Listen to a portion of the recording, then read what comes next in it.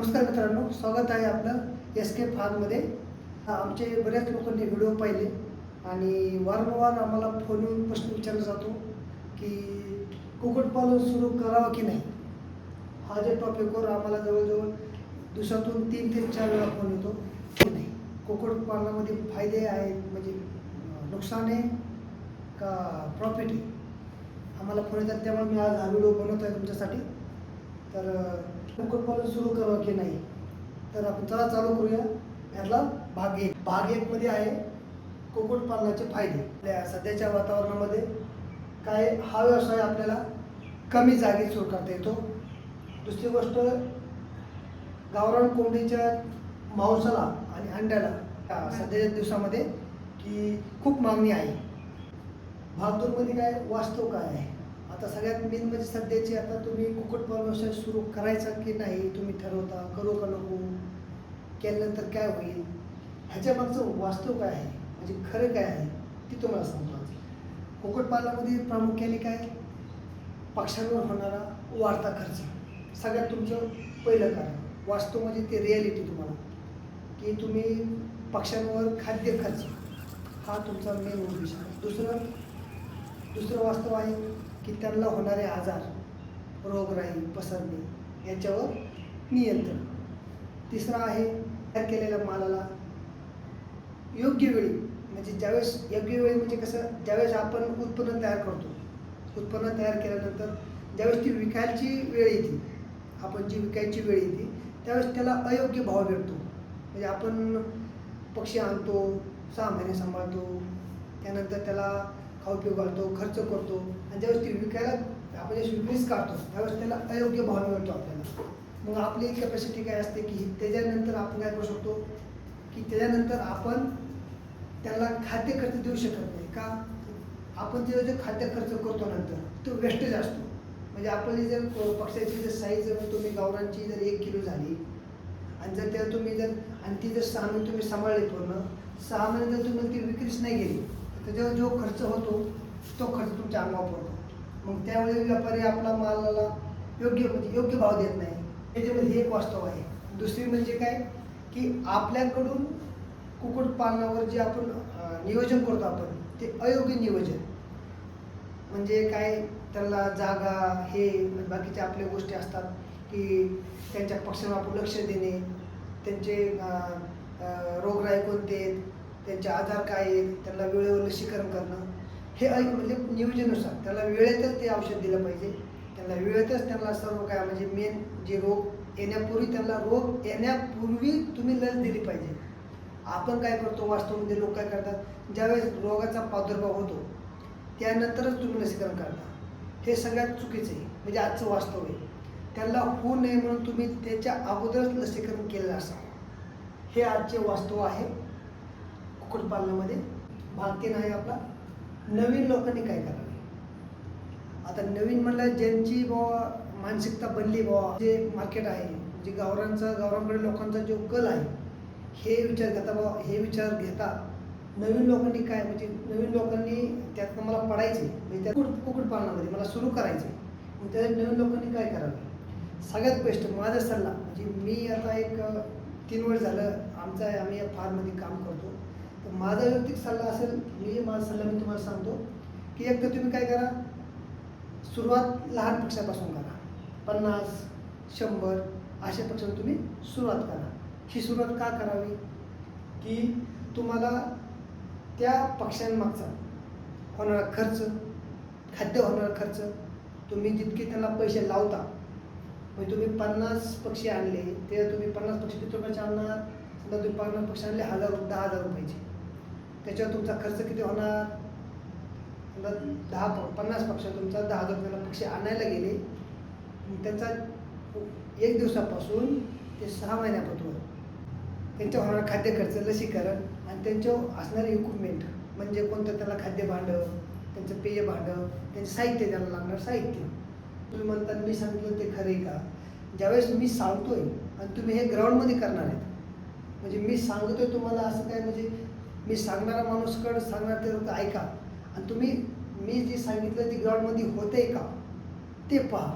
का तर सांगणार मी आज सांगून जाईन तुम्हाला की हे असं असं करा, एक साथ म्हणजे 50 कोंबड्या आणा, इतका खर्च होतो, इतका वजा होतो, इतका तोटा होतो, इतकं उत्पन्न, असं नाही आहे. ज्यावेळी तुम्ही स्वतः ही गोष्ट ग्राउंडमध्ये करा, म्हणजे ग्राउंडमध्ये पक्षी आणून त्यांच्यावर खर्च करून तुम्ही लाईव्हमध्ये बघाल, तेव्हाच तुम्हाला काय होईल, ह्यातला एक अनुभव येईल की बाबा मी 50वर जर विचार करतोय, जर तुम्ही विचार करताय कुक्कुटपालन करायचा, तर सगळ्यात मेन बाब तुमची हीच आहे की तुम्ही हे जर तुम्हाला लक्षात आलं तर तुम्ही मग ठरवा की मला सुरुवात करायची की नाही त्या 50 नंतर.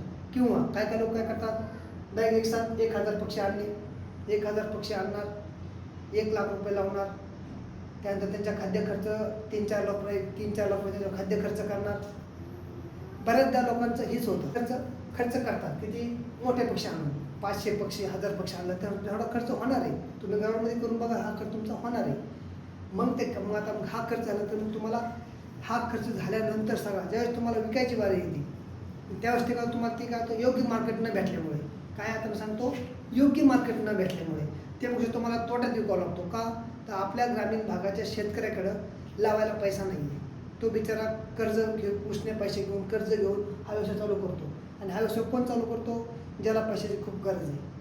आणि आपल्याकडे एवढे पैसे असेल तर आपण एक साथ पैसे कुठे बी लावू शकतो, मोठ्या मोठ्या ठिकाणी लावू शकतो. पण हा शेतकऱ्यांसाठी, जे लोकांना म्हणजे जे कुठं त्यांना काम मिळत नाही, काय नाही, म्हणजे सांगत आहे माहिती. आपल्यापाशी एक दिवस जरी जास्त गेला तर काय त्यांचा होणारा खर्च हा आपल्या नफ्यातून वजा होणार असतो, हे ध्यानात ठेवा तुम्ही. त्यामुळे काय होतं की आपण पक्षी विकास टायमाला सगळ्यात महत्त्वाचं, नवीन लोकांनी जी गोष्ट सुरू करताय, सगळ्यात महत्त्वाचं आपल्या भागातलं मार्केट कसं आहे. समजा मी आता अहिल्यानगर जिल्ह्यामधलं आहे, आता माझ्या जिल्ह्यामध्ये काय चालतं बाबा, मी आज सध्या मी चिकन खातो. मग चिकन खायला मी कुठं जातो, मी कोणतं चिकन खातो, ब्रॉयलर खातो.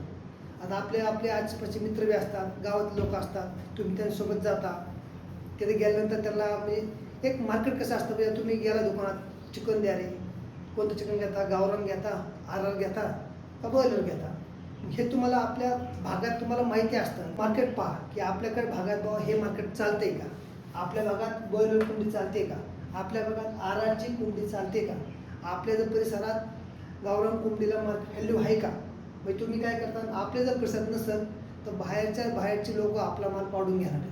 जर ह्याचं मार्केट जर म्हणतो 50% किंवा 60% असायला हवं आपल्या भागामध्ये, तर तेच महत्त्वाचं असतं. का मार्केट नसेल तर तुम्ही काय करणार आहे, तुम्हाला मार्केटचं ज्ञान शून्य आहे. सगळ्यात मेन म्हणजे मार्केटिंग म्हणजे काय एवढा विषय नाही आहे. तुम्हाला सांगत असतात की मार्केटिंग काय आहे. मार्केटिंग म्हणजे काय नाही की आपल्या मालाला योग्य भाव मिळणे बाजारात, आपल्या मनानुसार किंवा आपल्या झालेल्या खर्चानुसार, त्याला म्हणायचं मार्केटिंग. ही सगळ्यात नवीन लोकांना ह्याची काळजी घ्या. तुम्ही तर म्हणजे काय करता, उत्पन्न तुम्ही आपल्या भागात काय करतो, शेतकरी बांधव त्याची कष्ट करण्याची ताकद खूप आहे त्याच्यामध्ये. तो कष्ट करतो, पैसा पण लावतो. तो कष्ट करायला, पैसा लावायला कधी घाबरत नाही. कुक्कुटपालन असू द्या, शेळीपालन असू द्या किंवा बाकीचं कोणतंही काम असू द्या, आपल्या इकडे जो माणूस आहे तो कष्टाला आणि पैशाला कधी घाबरत नाही. तो फक्त घाबरतो त्याचा जो नफा येतो तो आकडा बघून. आपला सामान्य माणूस, बेरोजगार माणूस हा व्यवसायाकडे दुर्लक्ष करतो. हे महत्त्वाचं कारण आहे. म्हणून आपल्या भागातली जी वातावरण आहे, आपल्या भागातली जी मार्केट आहे, बाजारभाव, मी काय तुम्हाला सांगत नाही की हीच पाळा, माझ्यापाशी गावरान आहे गावरानच पाळा, कावेरी पाळा, आर पाळा, सोनाली पाळा, इतक्या जाती आहेत, त्या सर्व तुम्हाला माहिती आहेत. आणि नसेल माहिती आपल्या मागच्या व्हिडिओमध्ये आपण सर्व सांगितलेलंच आहे. तर तुम्ही स्वतः पक्षाची निवड करा. तुम्ही स्वतः करा. का तुम्ही स्वतः केला तुमचा एक कॉन्फिडन्स वाढेल. भागच्या कोणासाठी योग्य, म्हणजे आता आपण टॉपिक चाललाय कुक्कुटपालन सुरू करावं की नाही. म्हणजे कुक्कुटपालन सुरू करण्यामध्ये आपण भाग पाहिला बघितला, कुक्कुटपालनाचे फायदे, कुक्कुटपालनाचं वास्तव काय आहे, नवीन लोकांसाठी काय, नवीन लोकांनी काय करावे, आणि भाग 4 आहे कोणासाठी योग्य. म्हणजे आता हे कुक्कुटपालन तुम्ही सुरू करायचं की नाही, तुमच्या मनामध्ये विचार आहे कोणासाठी योग्य आहे बाबा. म्हणजे तुम्ही विचार करताय आज की कुक्कुटपालन सुरू करावं की नाही, काय करू बा, मी चालू करू नको, मला तोटा होईल का फायदा होईल, हे कोणासाठी योग्य आहे. कुक्कुटपालन करायचं नाही कोणासाठी, त्यामध्ये पहिला मुद्दा आहे शेतीपूरक व्यवसाय करणाऱ्यांसाठी. शेतीपूरक व्यवसाय म्हणजे काय, जे आपले शेतकरी आहेत ज्यांच्याकडे 2 एकर, कोणाकडे 3 एकर, कोणाकडे 5 एकर जमीन आहे, त्यांसाठी म्हणजे शेती करून त्याला सोबतच ते हा व्यवसाय करू शकतात. नंबर 2, ज्यांच्याकडे कुक्कुटपालन करण्याची पुरेशी जागा आहे, ते त्यांसाठी बी हे महत्त्वाचं आहे. त्यानंतर जे आपले म्हणजे ज्यांना काही म्हणजे नोकरी नाही आहे, काहीतरी करण्याची त्यांच्यामध्ये इच्छाशक्ती आहे, हे आहे, तर त्यांसाठी बी म्हणजे ज्यांना बेरोजगार आहे बा, त्यांना काही म्हणजे सध्या कुठं जॉब भेटत नाही, काय नाही, त्यांनी स्वतःच्या पायावर उभं राहून हा व्यवसाय सुरू करू शकतात. चौथं म्हणजे हा व्यवसाय प्रामुख्याने आपल्या भागामध्ये महिला ह्या व्यवसायामध्ये आजकाल पुढं आहेत आणि त्यांना खूप प्राधान्य आहे. कारण हा व्यवसाय प्रामुख्याने आधी महिला पाहत होत्या, आता प्रोफेशनल महिला या व्यवसायातून करत आहेत. आणि 5 म्हणजे तुम्ही तुमचा जो पाचवं म्हणजे काय, मुख्य व्यवसाय. तुमचा आता मुख्य व्यवसाय काय, तुम्ही समजा तुमच्याकडे एक दुकान आहे बाबा, ते दुकानासोबत प्लस तुम्ही त्याला दुसरा व्यवसाय म्हणून उपव्यवसाय म्हणून हा व्यवसाय तुम्ही चालू करू शकता. तर आपला मेन टॉपिक काय होता, मी तुम्हाला कुक्कुटपालन सुरू करावं की नाही, आपला हा आजचा टॉपिक आहे. त्या टॉपिकवर मी तुम्हाला भाग 1, भाग 2, भाग 3 आणि भाग 4 मध्ये तुम्हाला मी सांगितलं आहे की कुक्कुटपालन सुरू करावं की नाही. त्याची मेथड सांगितलं, तुम्हाला पद्धत सांगितली की भाग 1 मध्ये काय येतं, भाग 2 मध्ये काय येतं. तर आता मी तुम्हाला शेवट म्हणजे तुम्हाला एक महत्त्वाचं सांगणार आहे आणि ते तुम्हाला भविष्यामध्ये ते उपयोगी पडणार आहे. कारण मला कालच फोन आला कोल्हापूरवरून. त्यांचा पण हाच प्रश्न होता की दादा, आम्ही कुक्कुटपालन सुरू करायचं आम्हाला वाटते, मी सुरू करू की नाही, हा सगळ्यांचाच प्रश्न असतो. वाटते की सुरू करावं, तर त्यांनी अवश्य सुरू करा, हा माझा सल्ला आहे. कारण काय, आजकालच्या याच्यामध्ये गावरान कुक्कुटपालनाकडे जर वळाला, म्हणजे गावरान कुक्कुटपालन कोणतं असू द्या, गावरान असू द्या किंवा बॉयलर असू द्या, ते तुमच्या इच्छेप्रमाणे करा. फक्त सुरू करावं नाही की माझं म्हणणं की करावं का, तर आजच्या ह्यामध्ये की आजच्यामध्ये अंड्याला खाद्य म्हणजे कुक्कुटपालन कशामध्ये येतं, मेन काय, अन्न आहे. अन्न असल्यामुळं रोजच्या आहारामध्ये अंडी आणि मांसाची गरज आहे. रोज लोकांना हे आहारामध्ये लागतं, त्यामुळे तुम्ही हे सुरू करू शकता आणि हा व्यवसाय चांगला आहे. ज्या लोकांकडे जागा आहे पुरेशी, खिशामध्ये ह्याच्यामध्ये लावायला पैसा आहे. सगळ्यात मेन काय, जागा, ह्यामध्ये लावायला पैसा आणि अनुभव. आता प्रत्येकाला असा नाही, काही लोकांनी व्हिडिओ पाहून बघितला असेल, काहींनी जर अनुभव तो जोपर्यंत तुम्ही त्या क्षेत्रात उतरत नाही, लोकांच्या सांगण्याने आणि स्वतः अनुभव घेण्याने ह्यात जमीन आसमानाचा फरक आहे. त्यामुळे तुम्ही आता मी माझ्या अनुभवानुसार तुम्हाला सांगतो, तर तुम्हाला बी अनुभव, तुम्ही जर चालू केलं तर तुम्हाला बी हा अनुभव येईलच. कुक्कुटपालन व्यवसाय सुरू करायच्या आधी तुमच्याकडे सगळ्यात महत्त्वाचा घटक असला पाहिजे, तो म्हणजे संयम. का, कारण तुम्ही जर थोडं बी व्हायबल झाला, थोडं म्हणजे आता माझं एकच तुम्हाला माझे सत्य सांगतो कहाणी. तिथं आमचेच एक मित्र आहेत, त्यांनी कुक्कुटपालन सुरू केलं. त्यांनी डायरेक्ट 1000 पक्षी किंवा 1600 पक्षी पण चालू केले आणि ते आज पूर्णपणे म्हणजे काय त्यांचं व्यवसाय तोट्यात गेलेला आहे. का, तर त्यांचं अयोग्य खाद्य होणार कर्ज त्याला झेपवला गेला नाही. तर तुम्ही बी कुक्कुटपालन सुरू करायच्या आधी तुम्ही त्यांना खाद्य काय देणार आहे ह्यावर विचार अवश्य करा आणि मग तुम्ही व्यवसायाला सुरू करा. हा माझा तुम्हाला सर्वात महत्त्वाचा सल्ला आहे. तुमच्याकडे पैसे असो किंवा नसो, सगळ्यात महत्त्वाचं कुक्कुटपालनामध्ये काय होतं, आजकाल 80% सेट हे फक्त त्यांच्या होणाऱ्या खर्चामुळं बंद झाले. हे तुम्हाला रियालिटी आहे. मीच नाही, माझ्या अगोदरचे जे यूट्यूबर आहेत, चॅनल आहेत, ते तुम्हाला हेच सांगतात की कुक्कुटपालन बंद का होतं. त्याला सगळ्यात महत्त्वाचं कारण, तुम्ही पैसे कुठून आणू शकता, पण त्यांना जे खाद्य व्यवस्थापन आहे, कारण खाद्यावर तुमचा जितका खर्च होणार आहे त्याच्यात तुमचं उत्पन्न असणार आहे. चला, तर मी तुम्हाला असे सगळ्या गोष्टी सांगितल्या आहेत. ह्याच्यामध्ये काय जर तुम्हाला असेल तर खाली कमेंट करा.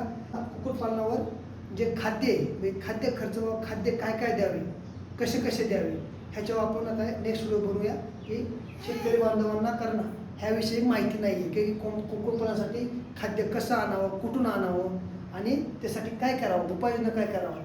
तर माझा अनुभव 3 वर्षाचा आहे. माझ्यापाशी बी 3 ते 4000 पक्षी आहेत. त्यामुळे तुम्ही पुढला व्हिडिओ बघायला विसरू नका. तो लवकरच येईल.